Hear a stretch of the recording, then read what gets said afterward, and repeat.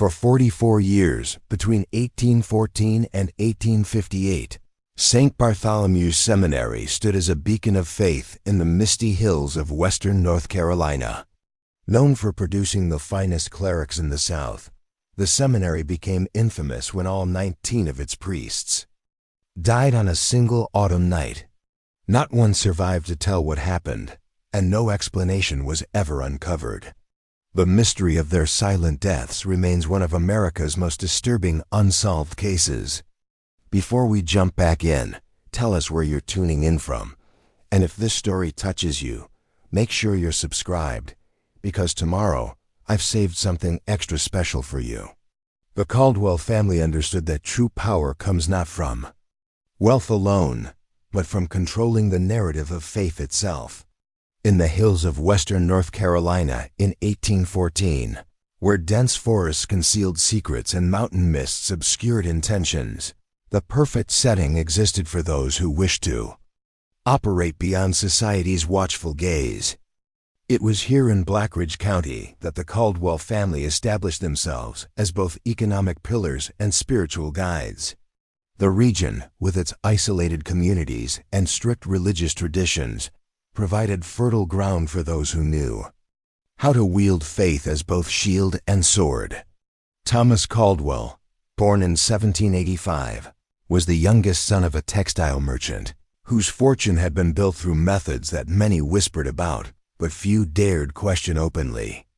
Unlike his older brothers who inherited the visible aspects of the family business, Thomas received something far more valuable: an intuitive understanding of how faith could be harnessed to control those who possessed it and manipulate those who feared it.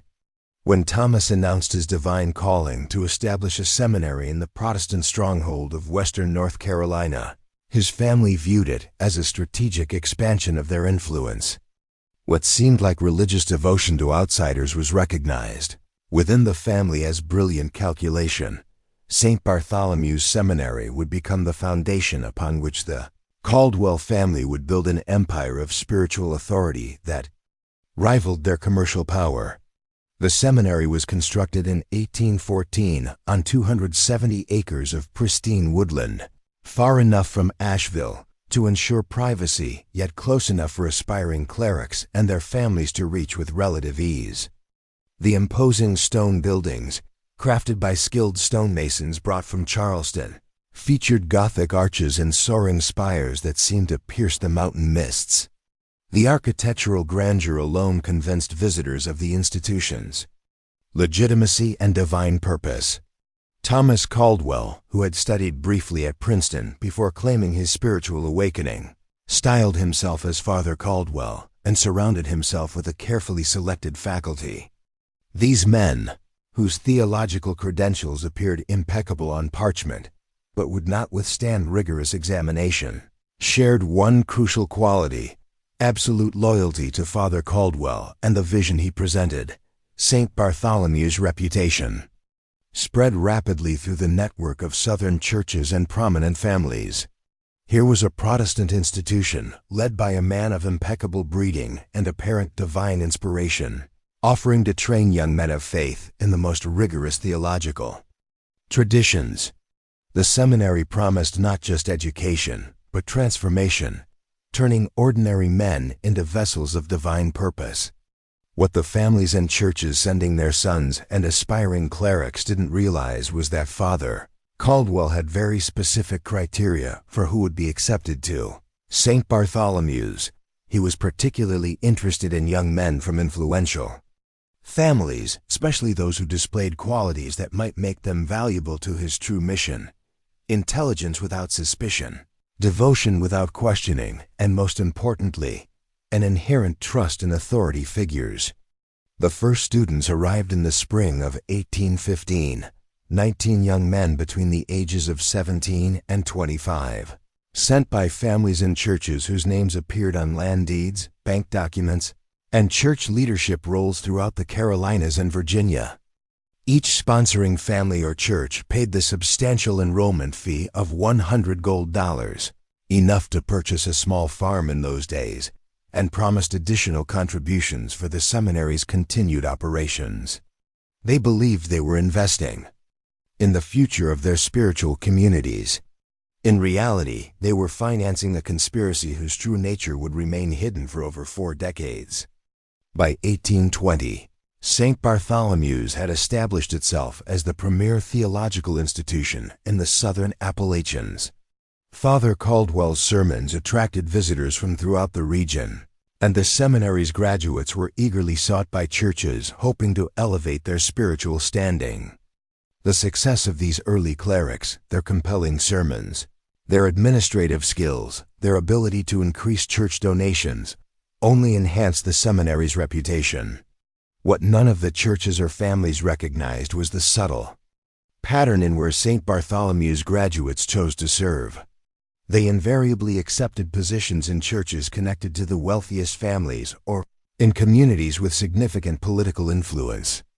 Their spiritual guidance always seemed to align with the Caldwell family's commercial interests, though this alignment was so skillfully managed that few noticed the connection. The summer of 1823 brought the first hint that something at St. Bartholomew's was not entirely as it appeared, though it would take decades for anyone to fully understand the significance of the event. Reverend James Harmon, a graduate who had been serving a prosperous congregation near Richmond, returned unexpectedly to the seminary, explaining to his church that he required spiritual renewal and deeper theological study. The congregation, impressed by his dedication to spiritual growth, granted him a 6-month leave and continued his salary. When Reverend Harmon returned to his pulpit the following spring, his parishioners noticed subtle changes in his demeanor and preaching. His sermons, once balanced between scriptural analysis and practical application, now focused intensely on the importance of financial support for the church and unquestioning obedience to spiritual authority. Preparing and narrating this story took us a lot of time, so if you are enjoying it, subscribe to our channel. It means a lot to us. Now back to the story. More notably, he began advocating for business partnerships that, while presented as opportunities for the church's financial committee, primarily benefited textile operations owned by shell companies that could, with careful investigation, be traced back to the Caldwell family interests. When questioned about these changes by church elders, Reverend Harmon responded with such passionate conviction about his spiritual epiphany during his retreat that most concerns were quieted. Those who continued to question found themselves subtly isolated from church leadership and eventually departed the congregation entirely. This pattern would repeat itself throughout the 1820s and 1830s with other St. Bartholomew's graduates. Periodically, a cleric would return to the seminary for spiritual renewal and emerge with a renewed vision that invariably aligned with Caldwell family interests. Churches that benefited from this alignment prospered materially, while those that resisted often found themselves facing financial difficulties or internal conflicts that could not be easily explained. By 1835, St. Bartholomew's Seminary had placed graduates in over 60 influential churches throughout Virginia, the Carolinas, and as far west as Tennessee. Each of these churches became what Father Caldwell privately termed anchors in a network of influence that extended far beyond spiritual matters. Through these clerics, the Caldwell family gained advanced knowledge of land transactions, business opportunities, and political appointments that would have otherwise remained inaccessible to them. The transformation process that students underwent at St. Bartholomew's was both sophisticated and insidious. New arrivals were initially treated with genuine respect and subjected to legitimate theological education. Father Caldwell himself taught many of the classes and displayed surprising depth of biblical knowledge and theological insight. The seminary's library contained rare religious texts and scholarly works that impressed even the most educated visitors. The daily schedule balanced rigorous study with contemplative prayer and practical ministry experience in nearby mountain communities. For the first several months, there was nothing to suggest that the seminary's purpose was anything other than producing devoted men of God. But as students progressed through their second year, subtle changes began. The curriculum shifted from broad theological study to intensive focus on specific biblical passages, particularly those dealing with authority, obedience, and the material support of spiritual leaders. Prayer sessions extended in duration and intensity, often continuing through the night with students, reporting visions and spiritual experiences that coincided with increasing physical exhaustion. These exhaustion states were carefully managed by what Father Caldwell termed spiritual nourishment, special herbal teas and communion bread that contained carefully measured amounts of substances derived from native plants like datura and morning glory, which produced hallucinogenic effects and increased suggestibility. The seminary's remote location in mountains gave Father Caldwell access to local folk knowledge of these plants, which he studied extensively under the guise of documenting native spiritual practices. He maintained detailed records of dosages and effects, noting which combinations produced devotional states versus those that created fear or paranoia. By the third year of study, students were participating in what Father Caldwell called covenant ceremonies, rituals conducted in the seminary's underground chapel, a space carved from the natural caverns beneath the main buildings. These ceremonies combined traditional Christian elements with practices borrowed from various esoteric traditions, all designed to create psychological bonds that would be nearly impossible to break. Students were taught that they were not merely studying to become ministers, but were being initiated into a sacred brotherhood with a divine purpose beyond the understanding of ordinary churchgoers. They were shown revealed texts, documents that Father Caldwell claimed contained spiritual knowledge passed down from the apostles, but hidden from the general population, who were not prepared to receive such profound truths.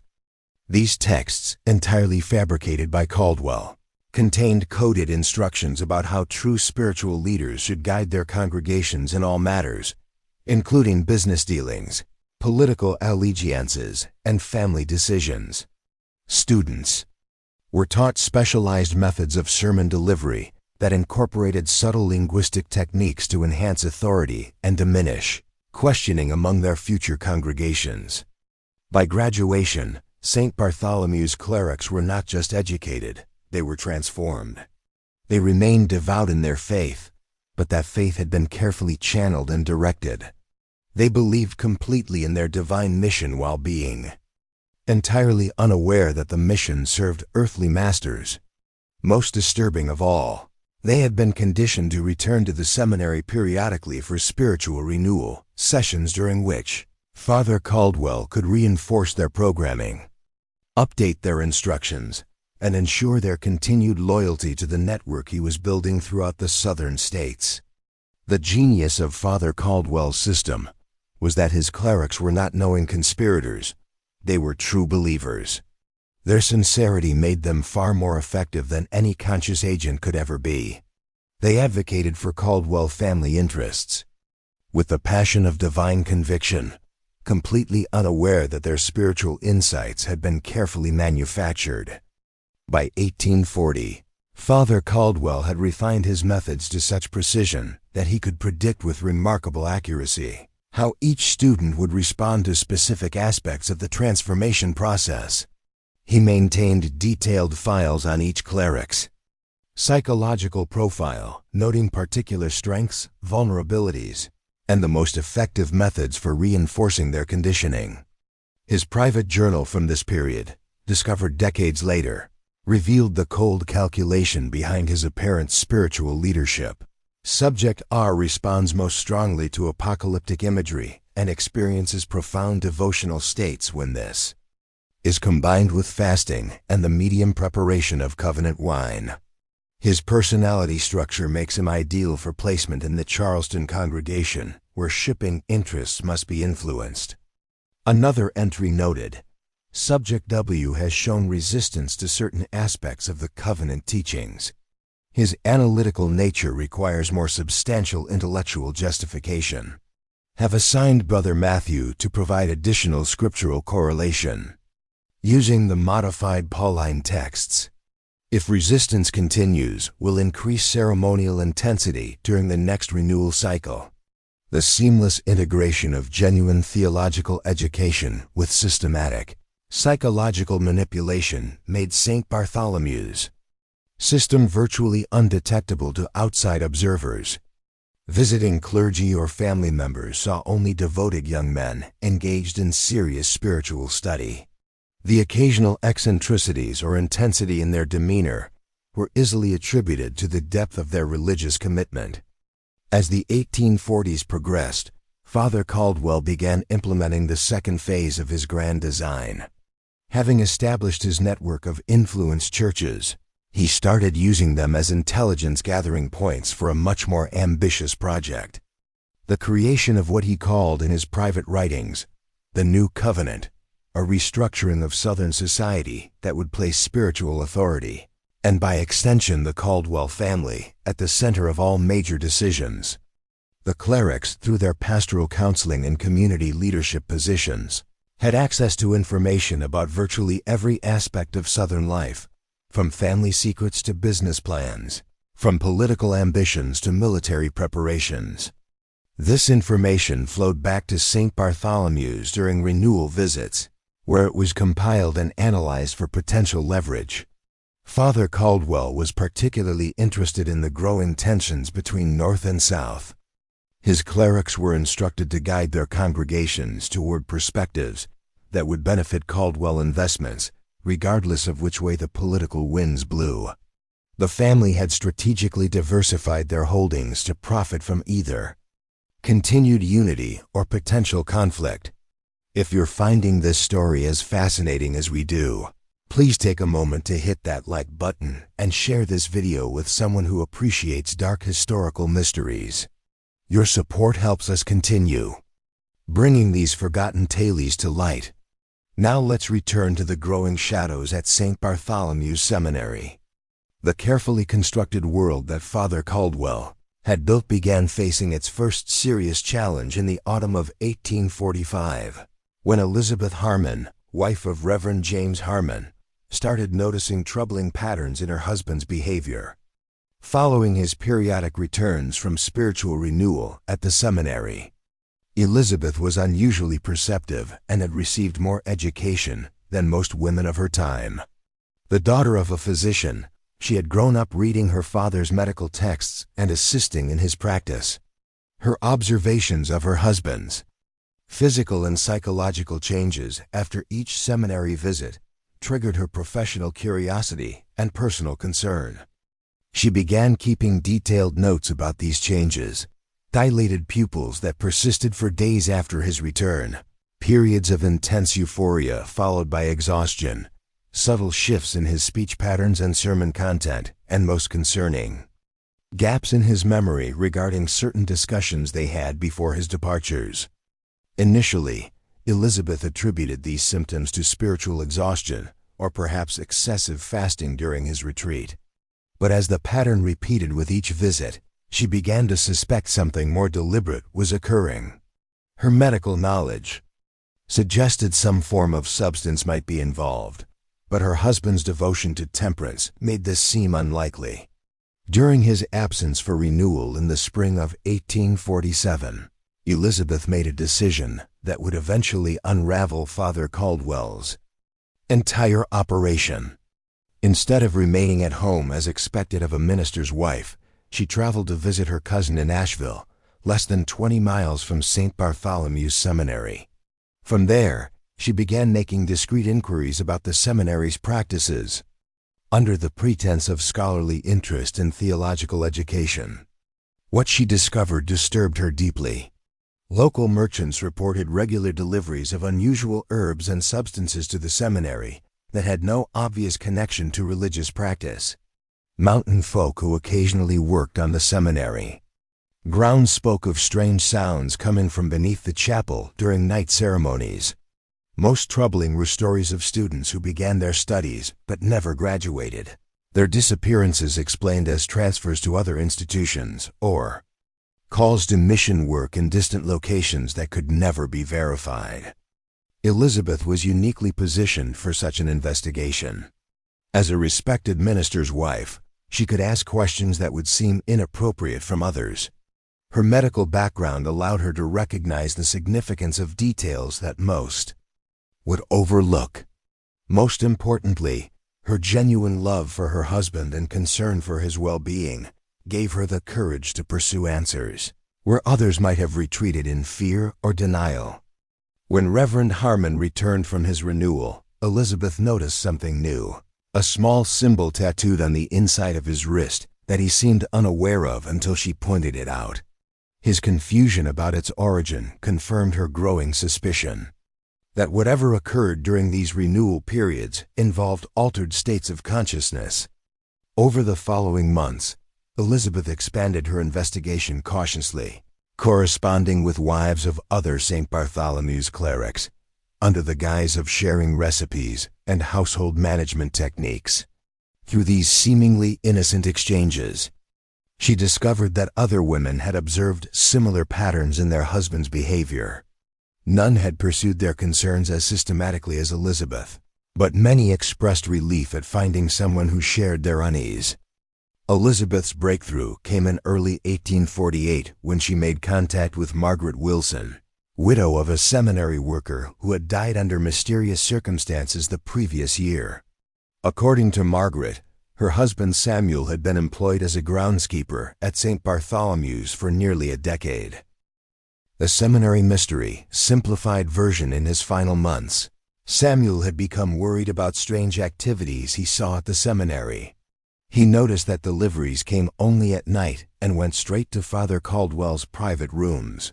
When Samuel started asking questions about these deliveries, he was moved to work in distant parts of the property.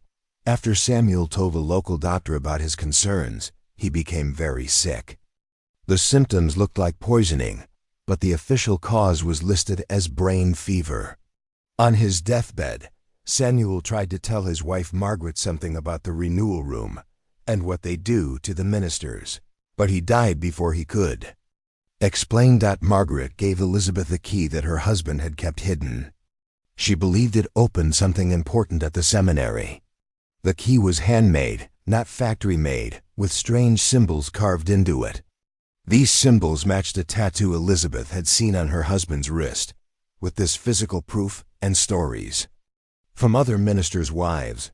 Elizabeth finally had enough evidence to think about going to the authorities. But she faced a big problem. Father Caldwell had an excellent reputation, and he knew powerful people throughout the region. Any official she approached might be connected to a church led by someone who graduated from St. Bartholomew's, or have family ties to the Caldwell business. Elizabeth knew she needed stronger evidence and a careful plan. She decided her next step was to get inside the seminary and find out what happened in the mysterious renewal room that Samuel Wilson had mentioned before he died. The chance came in the summer of 1848. Father Caldwell announced a rare, public ceremony at the seminary. It was a blessing of new buildings and grounds that would be open to families of current students and special guests. Reverend Harmon, as an important graduate, received an invitation that included his wife. Elizabeth prepared carefully for this visit. She studied the seminary's layout based on descriptions from various sources and made small sketches she could look at quietly.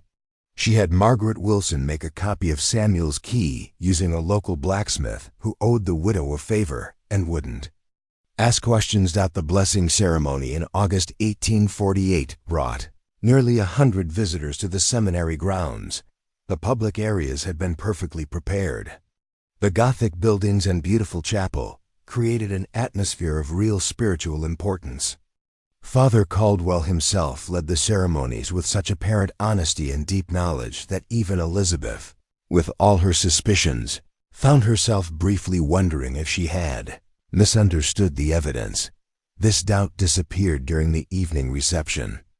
She watched Father Caldwell and several teachers add something from a small bottle to the communion wine.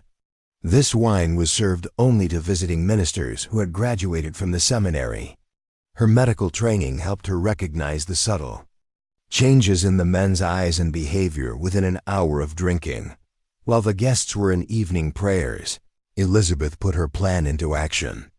Using the excuse of feeling sick, she left the group and went to the office building.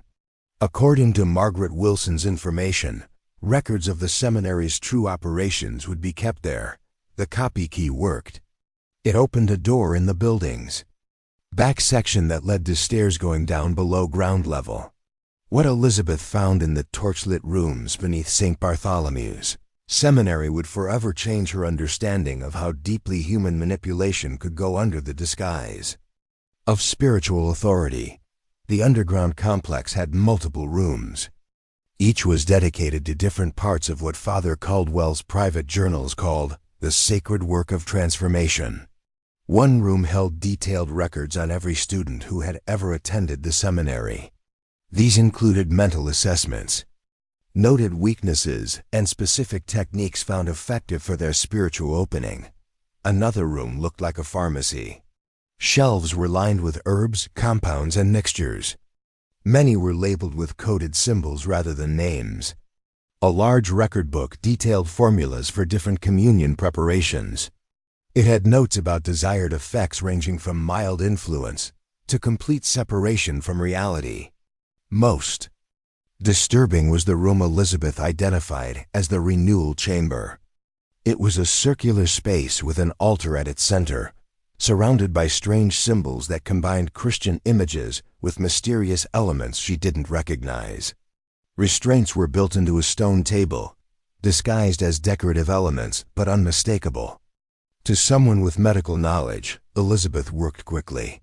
She used small sheets of paper she had hidden in her clothing to make notes and sketches of what she found. She copied key passages from Father Caldwell's private journal, including his clear statements about using the ministers as unknowing agents to extend Caldwell family influence throughout the South. Most chilling was his documentation of failures. These were students or ministers who had begun to break free from conditioning or remember events that happened during their altered states. These individuals were subjected to what he called final renewal. These were ceremonies that resulted in their complete mental breakdown or, in some cases, death that would be blamed on natural causes or religious excitement. As Elizabeth gathered this evidence, she became aware of sounds showing that the evening prayers had ended. She quickly put back the journals and prepared to return to the main level. But as she reached the staircase, she found herself face to face with Brother Matthew, Father Caldwell's most trusted assistant. The confrontation that followed would set in motion the chain of events that would eventually lead to the mysterious fate of all 19 ministers at St. Bartholomew's 10 years later. Brother Matthew saw Elizabeth coming from the forbidden areas with evidence in her hand. He immediately recognized the threat she posed to everything they had built. "Mrs. Harmon," he said with a calm that chilled her more than anger would have, "it appears you've lost your way during evening prayers. These areas are not for visitors. What exactly were you hoping to find in our humble office spaces?" Elizabeth, realizing that pretending was useless, made a decision that showed remarkable courage. Rather than claiming to be lost or making up an excuse, she met Brother Matthew's gaze directly. "I was hoping to find an explanation for what you've been doing to my husband during his renewal visits. And I believe I found more than enough to understand why Samuel Wilson was silenced before he could speak of what happens beneath this seminary." Brother Matthew's expression changed almost invisibly, but Elizabeth caught the flash of calculation in his eyes. "I see. And now that you believe you've found something of interest, what do you plan to do with this information?" "That depends entirely on you and Father Caldwell," Elizabeth replied, keeping a composure that hid her racing heart. "I have no desire to destroy my husband's position or faith, but I will not allow him to continue being manipulated and drugged without his knowledge or consent." What Elizabeth didn't reveal was that she had already taken precautions. Before coming to the seminary, she had written detailed letters containing her suspicions and preliminary evidence. She gave them to her cousin in Asheville with instructions to deliver them to specific authorities if she did not return or contact her within 3 days. Brother Matthew seemed to sense that Elizabeth was not as vulnerable as she appeared. Perhaps this is a conversation best continued with Father Caldwell present. He has always valued intellectual curiosity, even when it leads to unexpected places. Would you join us in his study after the guests retire for the evening? Elizabeth agreed, recognizing that open confrontation was now unavoidable and perhaps necessary. The meeting that followed in Father Caldwell's private study would be remembered by all three participants for very different reasons. Father Caldwell received the news of Elizabeth's discoveries with surprising calmness. Rather than denying her accusations or threatening consequences, he engaged her in a philosophical discussion about faith, influence, and the nature of spiritual authority. This revealed the true depth of his twisted worldview. What you see as manipulation, Mrs. Harmon, I understand as enlightenment, he explained with disturbing sincerity.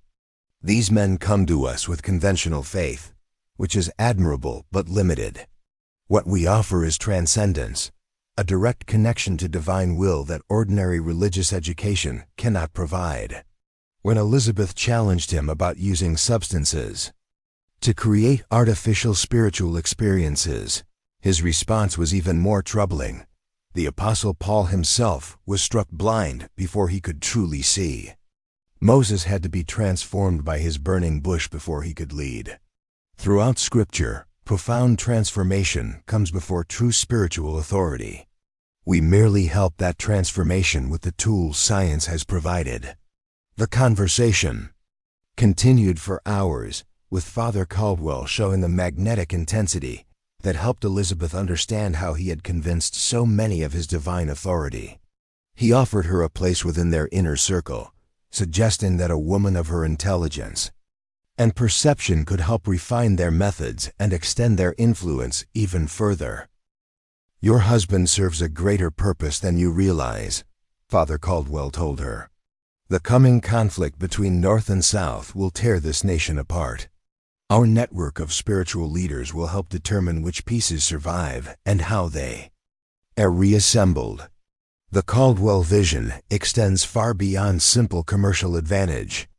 Elizabeth realized with growing horror that Father Caldwell actually believed in the righteousness of his cause. This wasn't simple greed or ambition. It was something far more dangerous, the absolute conviction that his ends justified any means.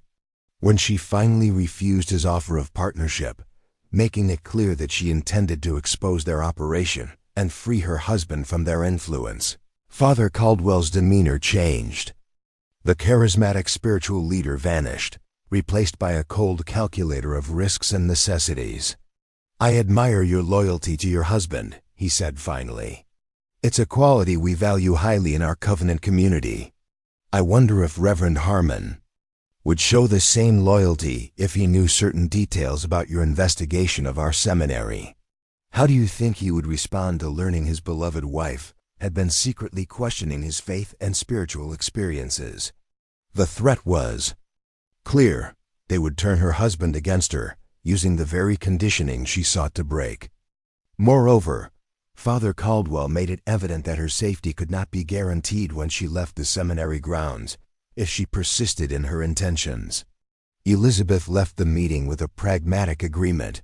She would remain silent about what she had discovered in exchange for a promise that her husband would no longer be subjected to renewal sessions. Father Caldwell, believing he had neutralized the immediate threat, agreed to these terms while planning more permanent solutions to the problem Elizabeth presented. What Father Caldwell didn't realize was that Elizabeth had no intention of honoring an agreement made under duress with someone who had demonstrated such moral flexibility. Upon returning home to Richmond, she immediately began organizing the evidence she had gathered and preparing for a more comprehensive investigation that would require support from authorities beyond Caldwell's sphere of influence. The autumn of 1848 marked the beginning of a silent war between Elizabeth Harmon and the leadership of St. Bartholomew's Seminary, a conflict fought through careful documentation, strategic alliances, and the gradual accumulation of evidence. That would eventually expose one of the most disturbing conspiracies in American religious history. If this story is sending chills down your spine, don't keep it to yourself. Share this video with friends who appreciate dark historical mysteries. Hit that like button to support our content, and don't forget to subscribe to join us on these journeys into the shadows of American history. There's much more to this tale of manipulation and mystery, and you won't want to miss what happens next. Elizabeth Harmon understood that the most dangerous battles are not fought with weapons, but with information. As autumn leaves fell across Virginia in 1848, she began a careful campaign against the St. Bartholomew Seminary that would ultimately expose one of the most sophisticated religious conspiracies in American history. Her first step was identifying allies beyond Father Caldwell's sphere of influence. While maintaining the appearance of a devoted minister's wife, Elizabeth established correspondence with Dr. William Crawford, a physician in Philadelphia who specialized in the emerging field of mind-altering substances and their effects on human behavior. Under the pretense of scholarly interest, she described the symptoms she had observed in her husband and other clerics without revealing their source. Dr. Crawford's response confirmed her worst suspicions. The patterns she described were consistent with systematic administration of substances derived from certain plants and fungi, compounds that created heightened suggestibility, memory disruption, and profound emotional states that could be mistaken for religious ecstasy. "What you describe," he wrote in his careful physician's hand, "appears to be a deliberate protocol of chemical influence, not unlike what I observed among certain tribal practices during my time in Africa. The difference being that those subjected to tribal rituals understood their purpose and consented to the experience. What you describe is something far more troubling, the systematic administration of these substances without knowledge or consent." Armed with this medical validation, Elizabeth next sought legal counsel from an unexpected source, her second cousin, Judge Thaddeus Parker of the Maryland Circuit Court. Judge Parker had a reputation for moral rectitude that transcended the usual political and social influences of the period. More importantly, his jurisdiction lay entirely outside the Caldwell family's sphere of direct influence. Elizabeth's letter to Judge Parker was a masterpiece of careful disclosure. She presented her evidence methodically, beginning with observable facts about her husband's condition, progressing through her investigation findings, and concluding with Dr. Crawford's medical assessment. She included sketches of the underground chambers and copies of the most incriminating passages from Father Caldwell's journals. Judge Parker's response was swift and decisive. "What you describe," he wrote, "constitutes a systematic criminal conspiracy operating under the protection of religious authority. The difficulties in pursuing legal remedies are substantial, not least because many who should be most concerned with justice in this matter may themselves be compromised by the very network you seek to expose." The judge proposed a careful strategy. They would build a comprehensive case, documenting every aspect of the seminary's operation, identify clerics who might be recovered from its influence, and prepare for coordinated legal action across multiple jurisdictions to prevent the Caldwell family from using their connections to obstruct justice in any single location. This would require patience and absolute secrecy. Any premature exposure would allow Father Caldwell to destroy evidence and activate his network of influenced clerics to discredit any accusations before they could be properly investigated. Throughout the winter of 1848 and into 1849, Elizabeth expanded her network of allies carefully. She connected with Catherine Wilson, wife of a St. Bartholomew's graduate serving a congregation in Charleston, who had noticed similar patterns in her husband's behavior. Through Catherine, she reached other clerics' wives who shared their observations and concerns.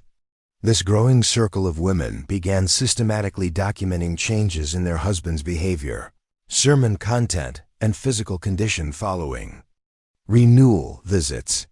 They collected samples of the special communion wine and bread, served exclusively to St. Bartholomew's graduates during regional church gatherings, which Dr. Crawford later confirmed contained traces of datura and other mind-affecting compounds.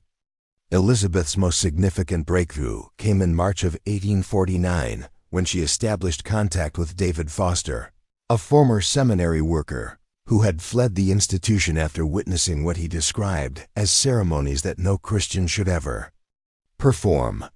Foster had taken refuge in a small farming community near Baltimore, living under an assumed name for fear of retribution. Foster's testimony provided the first eyewitness account of the actual conditioning process used on the seminary students and returning clerics. He described in detail the underground renewal chamber, the progressive administration of substances through food and drink, and the sophisticated psychological techniques used to implant suggestions and create artificial spiritual experiences. Most disturbing was Foster's account of what happened to students who resisted the conditioning or began to question Father Caldwell's teachings. They would disappear from regular classes, he reported, taken to the deepest chamber for what Father Caldwell called intensive spiritual correction. Few returned, and those who did were fundamentally changed, vacant in the eyes, perfectly compliant, but lacking the spark of their former selves. When Elizabeth asked what happened to those who never returned, Foster's response was chilling.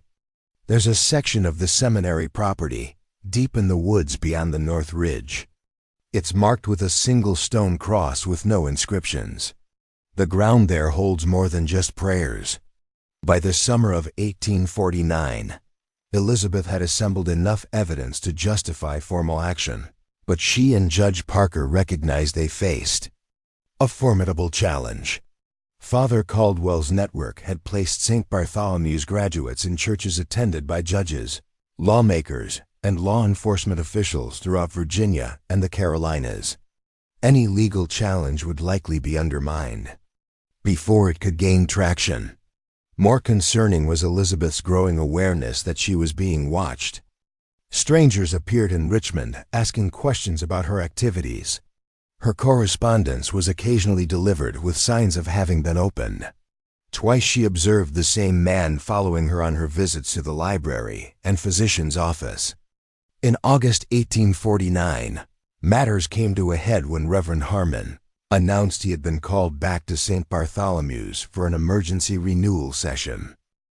Father Caldwell had sent word that several graduates required immediate spiritual guidance regarding a theological crisis. Elizabeth recognized this for what it was. Father Caldwell had become aware of her investigation and was moving to regain control of her husband. Elizabeth faced an impossible choice. Preventing her husband from returning would require revealing everything she had discovered, possibly triggering a crisis of faith that could destroy him psychologically. Allowing him to return, he would certainly be turned against her. His mind once again manipulated through the seminary's methods. She chose a third path, one that demonstrated both her love for her husband and her determination to end Father Caldwell's corruption of true faith. Elizabeth decided to accompany her husband to St. Bartholomew's, ostensibly to visit with other ministers' wives, while the men attended to their spiritual crisis.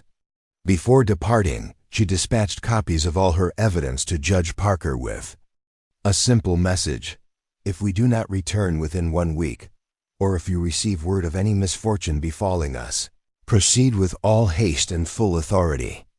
The journey to St. Bartholomew's in late August 1849 took 3 days by carriage. As they ascended into the mountains of western North Carolina, Elizabeth observed her husband growing increasingly agitated. He spoke of his concerns about maintaining the covenant and protecting the sacred knowledge, phrases she now recognized as implanted during his previous conditioning. What Father Caldwell had not anticipated was that Elizabeth had spent the previous year helping her husband build resistance to the seminary's methods without his conscious awareness. Working with Dr. Crawford, She had gradually introduced minute amounts of the substances used by the seminary into her husband's evening tea, carefully monitoring his reactions and helping him develop tolerance. More importantly, during their most intimate moments when his psychological defenses were lowest, she had gently suggested that any unusual experiences during his seminary visits should be examined critically rather than accepted as divine revelation. These counter-suggestions, offered with love rather than manipulation, had created a foundation of resistance in Reverend Harmon's mind. When they arrived at St. Bartholomew's on August 27, 1849, they found not the emergency gathering described in Father Caldwell's summons, but a carefully orchestrated trap. Only 3 other clerics had been recalled, all married to women who had been in correspondence with Elizabeth. Father Caldwell received them with his characteristic charm, expressing particular pleasure at Elizabeth's unexpected presence. "We so rarely have the opportunity to share our spiritual work with the supportive wives who make our minister's work possible," he said with a smile that did not reach his eyes. "Perhaps this is an opportunity ordained by Providence." That evening, as the clerics gathered for a private communion service, Elizabeth was invited to join the other wives for a special meal with Brother Matthew. The conversation during this meal was pleasant but probing, with Brother Matthew asking subtle questions about their husbands' ministries, their church communities, and their correspondence with other clerics' wives. Elizabeth maintained her composure, playing the role of devoted minister's wife while carefully avoiding the food and drink served. She claimed a physician's recommendation regarding diet, consuming only water she had brought in her own flask, and small portions of bread she had carried from Richmond. After the meal, Brother Matthew suggested a tour of the seminary's new women's prayer garden, recently constructed to honor the spiritual contributions of ministers' wives. As they walked through the twilight, Elizabeth noted that they were being led increasingly far from the main buildings toward the wooded northern section of the property. As they approached a small stone structure that Brother Matthew described as a women's meditation chapel, Elizabeth recognized the danger. This isolated building near the unmarked burial ground David Foster had described would be the perfect place to deal with troublesome wives whose investigations threatened the seminary. Up next, you've got 2 more standout stories right on your screen. If this one hit the mark, you won't want to pass these up. Just click and check them out. And don't forget to subscribe and turn on the notification bell so you don't miss any upload from us.